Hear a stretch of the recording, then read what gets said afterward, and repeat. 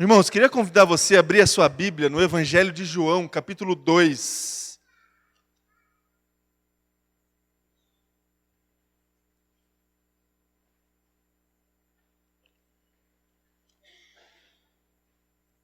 João 2,12.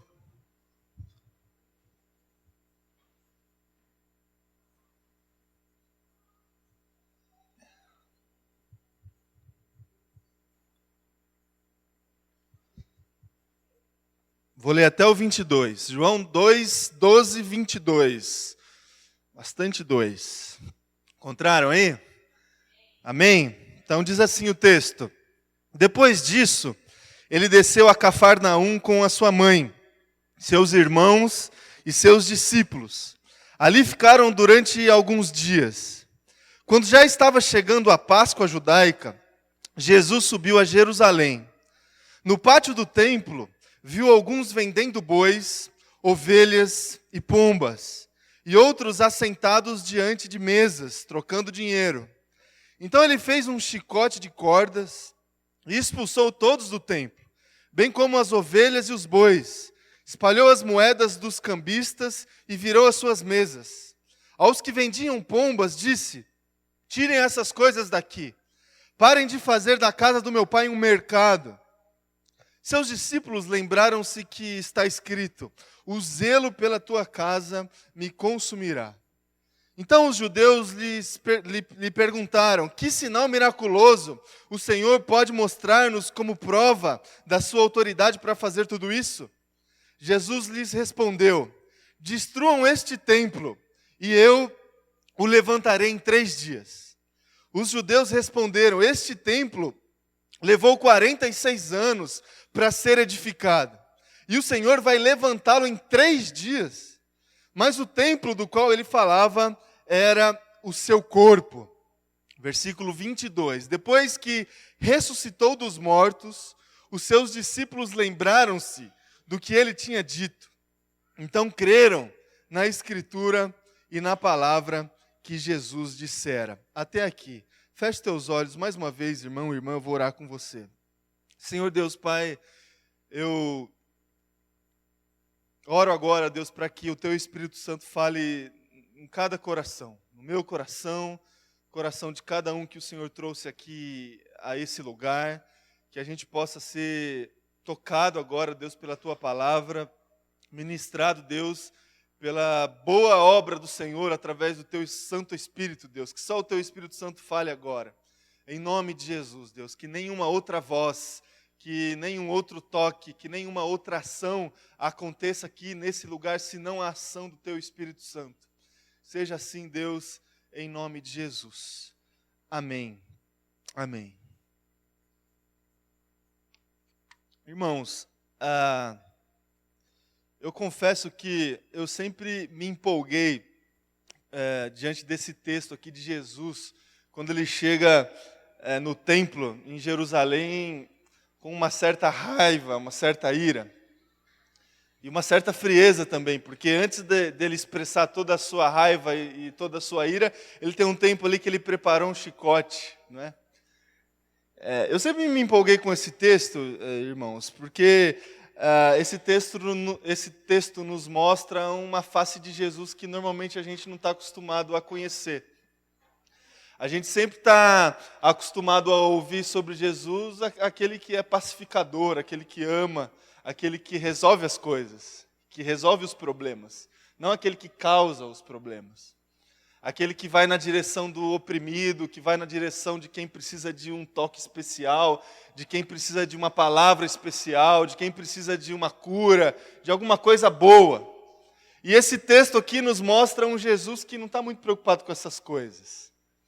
Um Jesus que chega, como diz a gente, né, chutando balde, não é? Um Jesus que não está muito ligado para o politicamente correto, que foi consumido por uma certa revolta no coração e expressou isso. E eu sempre me empolguei com esse texto porque Jesus ele expressa a sua revolta na direção daquilo que a gente consegue identificar hoje como um lado negativo da religião. Jesus chega no templo e ele percebe que algumas práticas ali no templo, fora do templo, mas no cenário religioso, estavam acontecendo de uma forma totalmente deturpada daquilo que era a vontade dele. O lado negativo da religião. E isso empolga um pouco o nosso coração, porque a gente acha que a gente está sempre do lado positivo da religião. E a gente olha para fora dos nossos ambientes e a gente percebe que muita gente se apropria também desse lado negativo da religião, e a gente se empolga com esse texto e quase que deseja que Jesus faça o mesmo hoje, não é? Não sei se você teve esse tipo de desejo, de Jesus chegar em alguns lugares aí com esse mesmo sentimento. Já pensou? Nos lugares onde a religião é explorada e a religião é vendida. E o lado negro, digamos assim, negativo da religião, justamente traz essa ideia de troca. De estabelecer uma condição para o homem se relacionar com Deus. Na verdade, é isso que a religião faz. Existe o Deus, a divindade, seja ela qual for, existem os homens, nós, e para que os homens se relacionem com esse Deus, a religião aparece como sendo o caminho, e seja ela qual for. E a religião estabelece a condição necessária para o homem conseguir se comunicar com a divindade. E o lado negativo da religião cristã também faz isso. Estabelece condições para que o homem se relacione com Deus. É isso que a religião faz. E essas condições são condições diversas. Estabelece cerimoniais especiais, e isso condiciona a relação do homem com Deus. Ou seja, Deus só é acessível diante da participação de momentos especiais. Um culto, por exemplo, como esse. Deus só está aqui. E você só consegue se comunicar com esse Deus a partir de um momento especial como esse. A religião faz isso. E diante disso, o peso que a religião coloca nas costas dos cristãos que absorvem esse lado da religião é o seguinte: você tem que vir aqui toda semana. Porque se você não vier aqui toda semana, você não vai ter condições de se relacionar com Deus. Porque Deus só é acessível a partir de cerimoniais. A religião faz isso. Uma outra condição que a religião coloca a religião coloca entre o homem e Deus pessoas especiais. Pessoas especiais. Deus, ele é acessível a partir de cerimoniais, mas dentro desses cerimoniais há pessoas especiais que se comunicam diretamente com Deus e que trazem a mensagem de Deus para as pessoas. Mais ou menos o que a gente está fazendo aqui. Deus só fala através do momento da mensagem. Quando o anjo da igreja, o pastor da igreja, está transmitindo a mensagem para a igreja. E Deus só fala dessa forma. Por isso que você tem que vir à igreja. Pessoas especiais. A oração de pessoas especiais tem um efeito muito maior do que a oração de uma simples pessoa que não tem especialidade nenhuma. A religião faz isso. Uma outra condição que a religião coloca é o estabelecimento de lugares especiais. Lugares especiais, que condicionam a relação dos homens com Deus. Há lugares onde Deus habita mais. Como esse aqui, por exemplo. Como se Deus morasse aqui e a gente viesse visitar Deus de domingo, não é? Assim como a gente faz com a nossa avó. De domingo, na hora do almoço, a gente vai visitá-la, né? Porque ela faz uma comida boa lá de domingo, então... Lugares especiais. E outros mais especiais, não é? Que as pessoas fazem excursões para visitar e parece que Deus está lá e não onde a gente está. Lugares especiais. E, irmãos, estabelecer a relação com Deus dessa forma a partir desses parâmetros negativos da religião, nada mais é do que o estabelecimento de um negócio. De um negócio. Se há condições, há conflitos e há interesses entre as partes. Um negócio. Um negócio. E se é um negócio, os atos devocionais daqueles que querem se relacionar com Deus, com os parâmetros negativos da religião, são moedas de troca. Todos os atos devocionais, estabelecidos debaixo desse peso negativo da religião.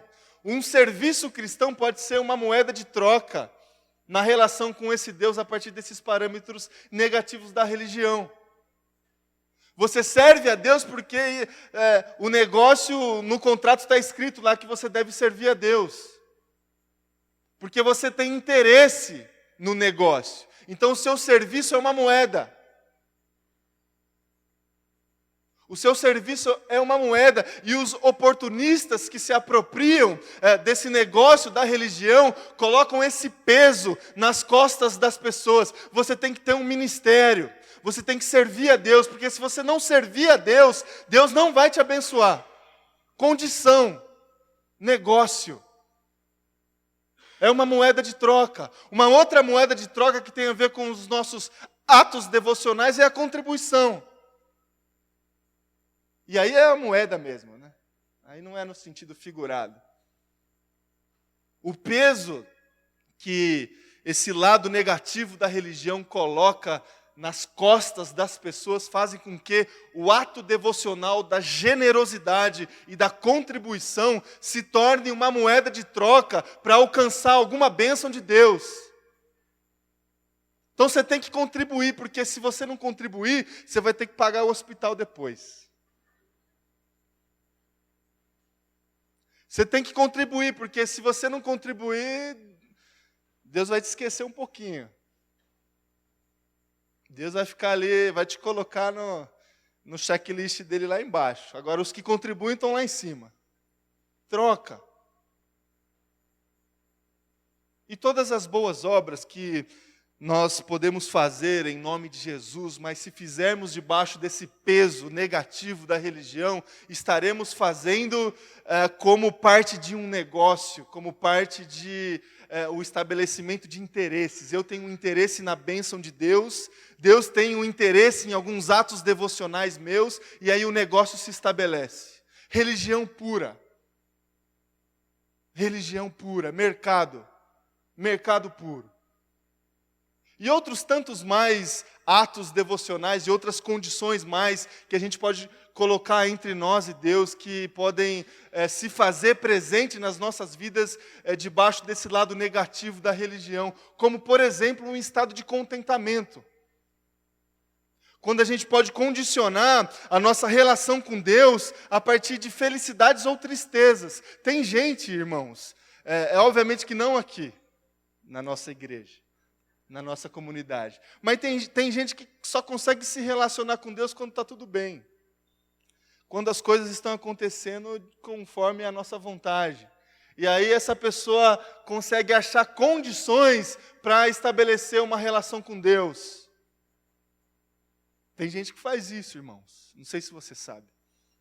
Tem outras pessoas também, e, obviamente fora aqui do nosso contexto, que só conseguem se relacionar com Deus quando as coisas estão mal. Quando as coisas não estão acontecendo conforme a nossa vontade. E essa é a condição que ela estabelece para que o relacionamento dela com Deus exista.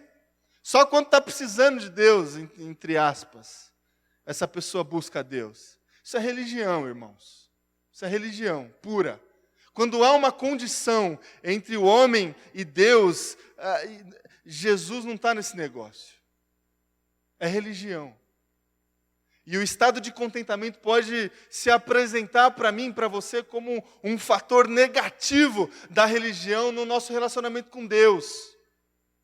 Religião. Agora, a linha perigosa desses parâmetros negativos da religião, estabelece para nós a seguinte máxima: o máximo de displicência e o mínimo de complacência para Deus me abençoar. As pessoas que se deixam levar por esse lado negativo da religião, ela estabelece uma certa consciência que a coloca num lugar do mínimo e do máximo. O máximo de displicência. Até onde eu posso ir? Até onde eu posso ir contra os desígnios e a vontade de Deus, mas que Deus continua ainda olhando para mim? E qual que é o mínimo que eu tenho que fazer para que Deus continue olhando para mim? Qual que é? É eu vim para a igreja uma vez por mês? É isso? É o mínimo de complacência? É isso? Então eu vou vir na igreja uma vez por mês. É eu me envolver com um ministério na igreja? É esse o mínimo de complacência que eu preciso de ter para que Deus me abençoe? Então eu vou me envolver com um ministério. 2 não, 1 é o mínimo.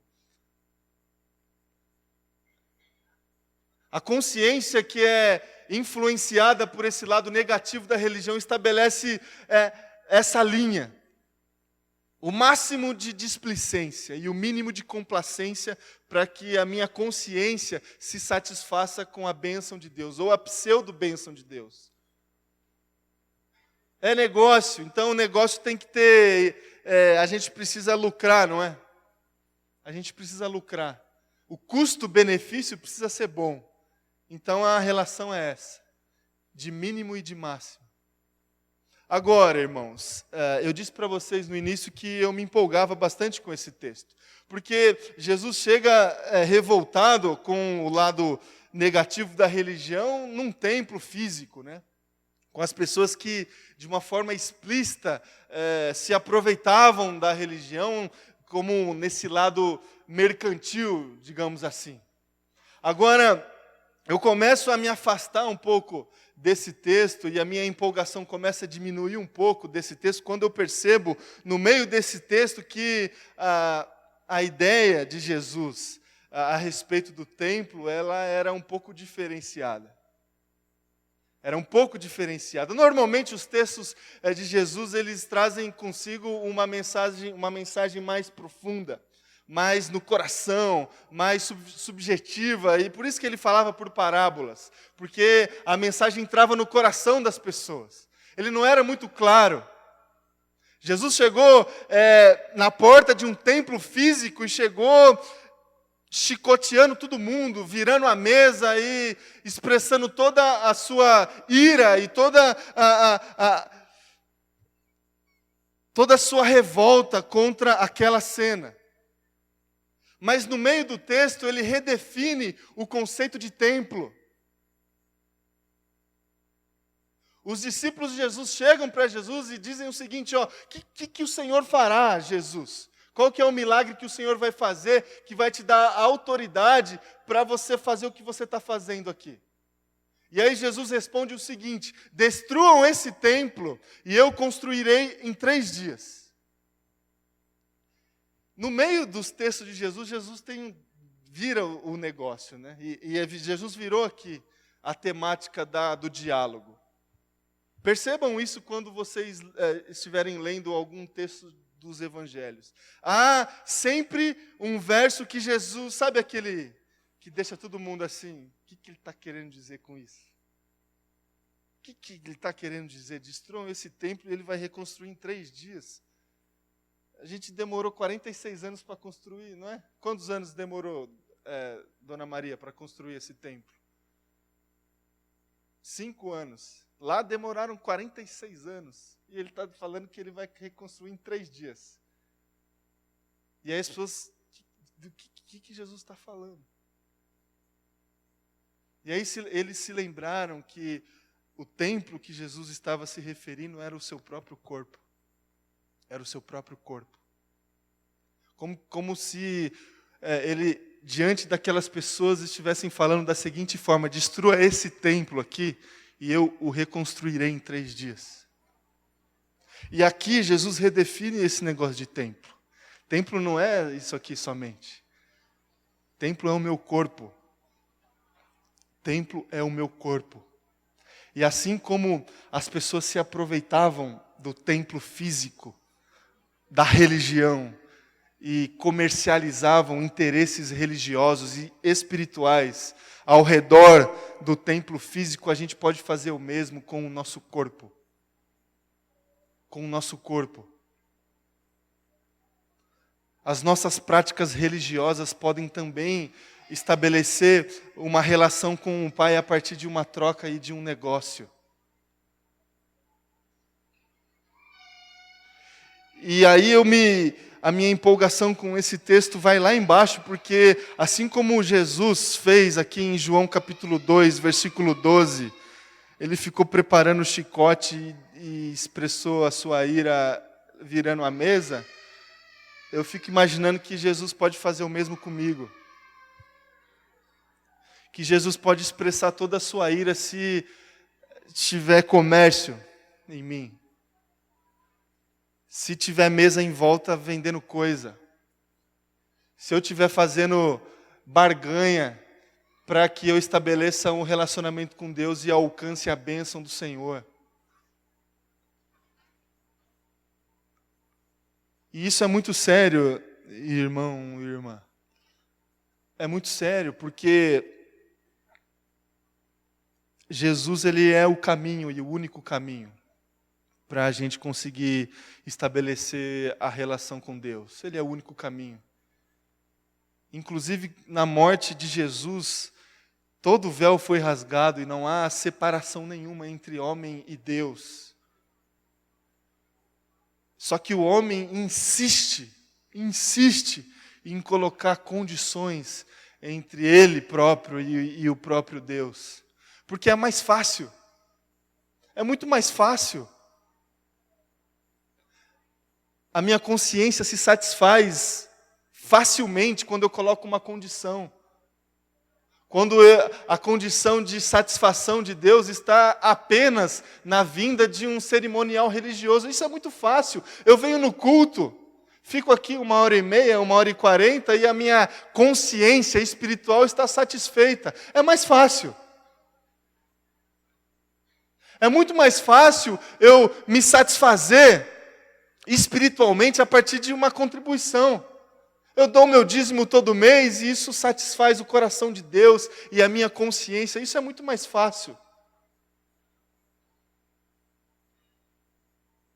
O caminho da religião sempre é mais fácil. Porque é um ato pontual. Eu faço e consigo. Agora, quando a gente faz isso, irmão e irmã, a gente está negando o que essa mesa representa para nós. A gente está negando aquilo que Jesus fez por nós. E o detalhe desse texto é que os discípulos só entenderam plenamente o sentido do ato de Jesus depois da morte de Jesus. Não sei se você reparou. Depois da morte e ressurreição de Cristo, que eles conseguiram entender o que Jesus fez lá na frente do templo. É na mesa, é diante da mesa, é diante da morte e ressurreição de Cristo que nós experimentamos liberdade. Liberdade. O livre acesso. Nós expulsamos todas as condições religiosas que colocamos entre nós e Deus. É diante da morte de Jesus Cristo. É a liberdade que experimentamos olhando para a cruz. 2 Coríntios, capítulo 3, versículo 17.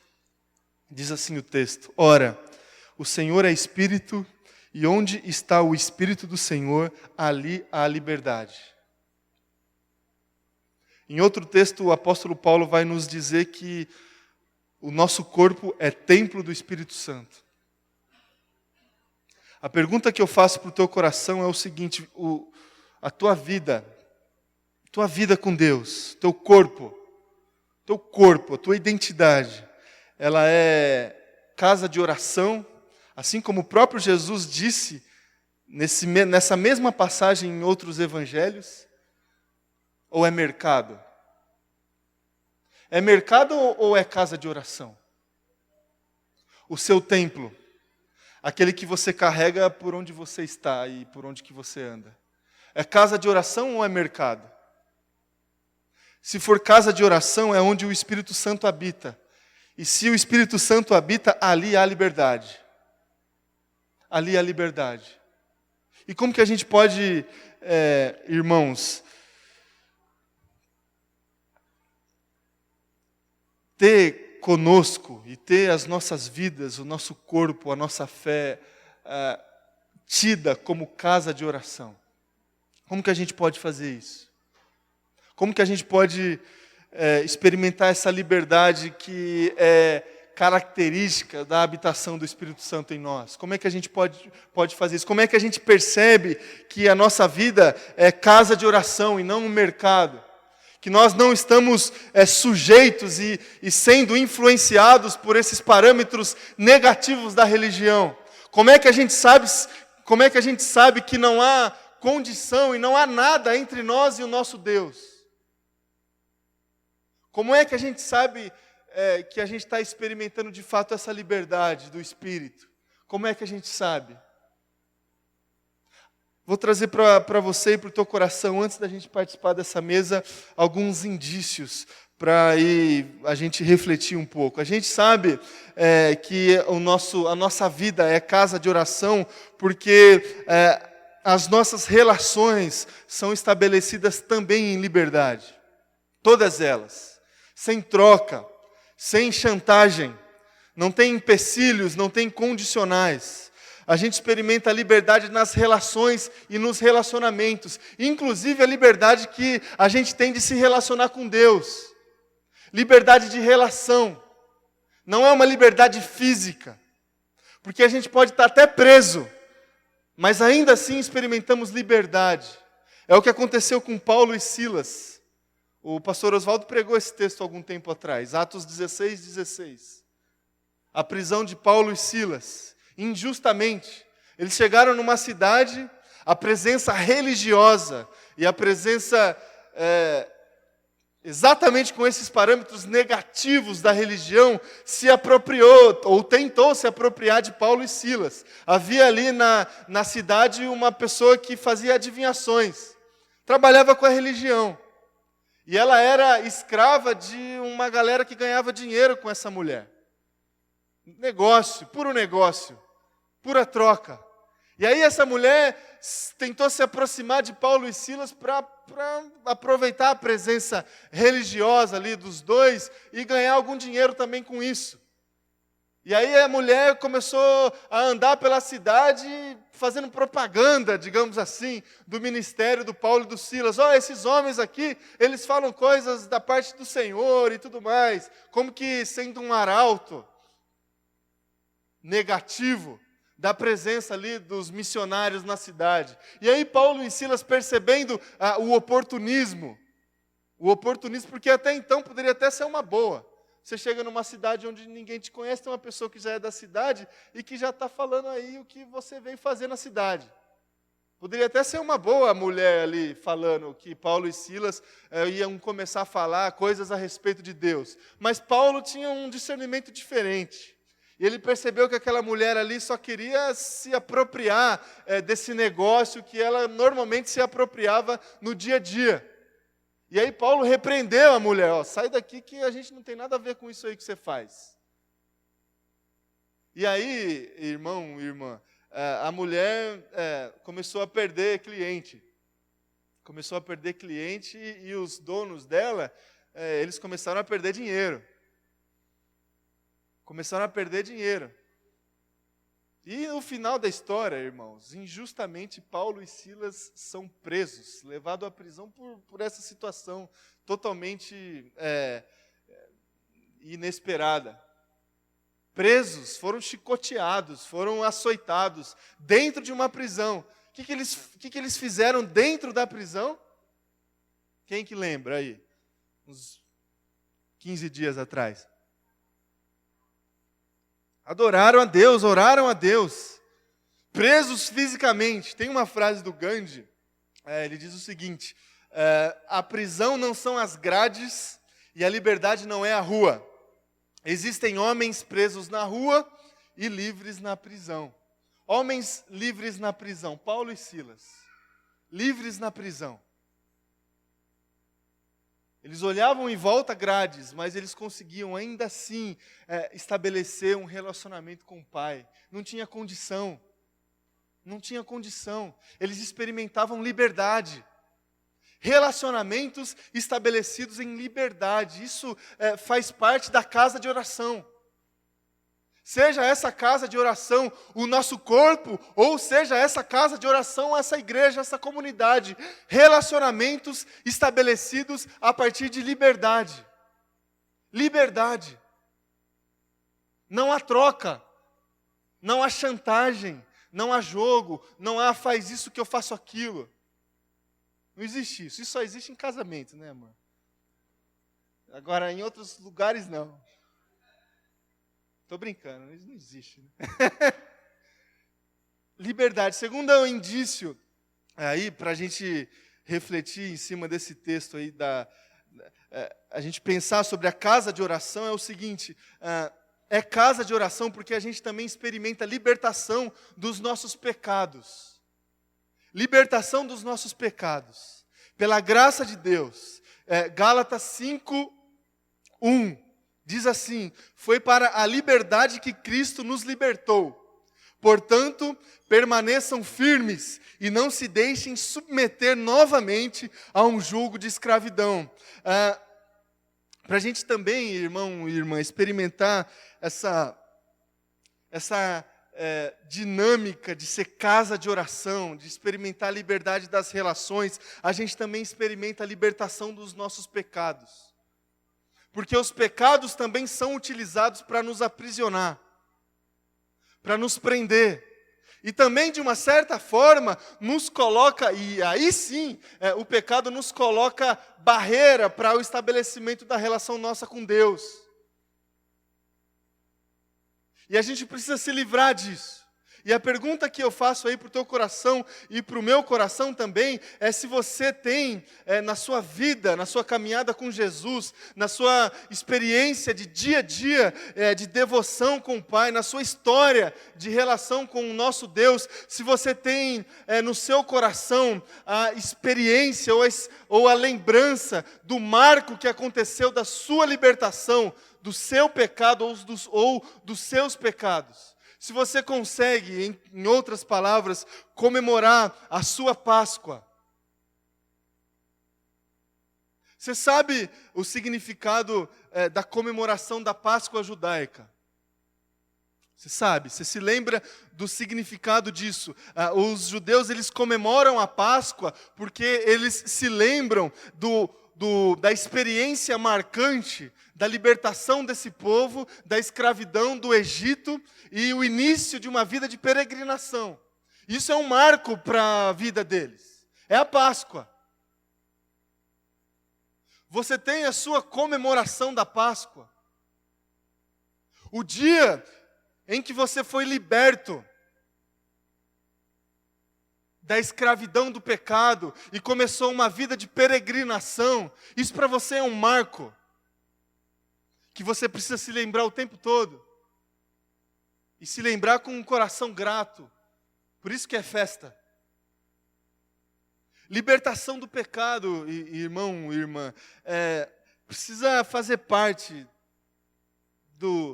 da linha do tempo aí para que nós nos tornamos casa de oração. Libertação do pecado. E essa libertação é marcante. Ela é marcante. Obviamente a gente vai lidar com esse problema a vida inteira. A vida inteira a gente vai ter aqueles momentos que o povo de Israel, eles tiveram lá atrás, de olhar para trás e pensar que lá atrás era melhor do que o que eles estavam experimentando lá. Quando o povo chegava para o Moisés e dizendo: Moisés, você tirou a gente lá do Egito para isso aqui, meu? É isso aqui mesmo que é vida com Jesus? A gente não tem, às vezes, uns pensamentos como o pensamento do povo de Israel? É isso aqui mesmo? que essa vida de vitória que eu acho que lá no Egito lá era melhor, lá eu tinha comida, tinha onde morar, aqui não tem nada disso. A gente vai conviver com isso a vida inteira, irmãos. Essa saudade do Egito, a vida inteira. Agora, houve um dia em que a gente saiu do Egito. A gente saiu de lá. Um milagre aconteceu. Eu não sei que mar que se abriu, mas o mar abriu. A gente saiu e começou uma vida de peregrinação.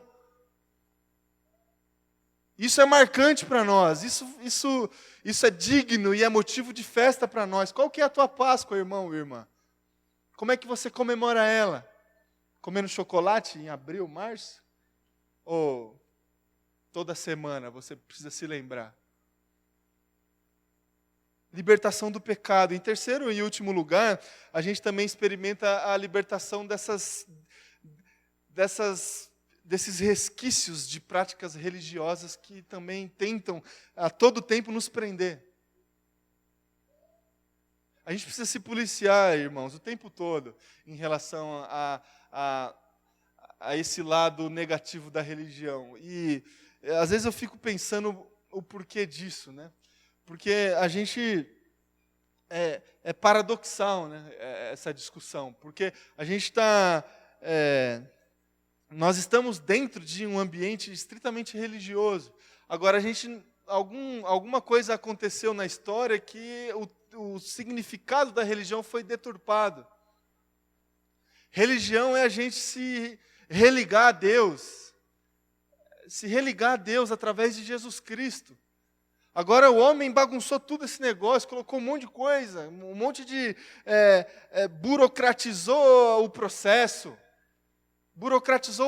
A gente precisa se policiar o tempo todo, porque dentro de uma comunidade religiosa a gente está cheio de burocracia.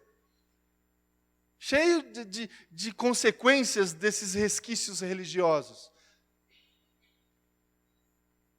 E por vezes nós somos tentados a achar que pessoas são mais espirituais que as outras.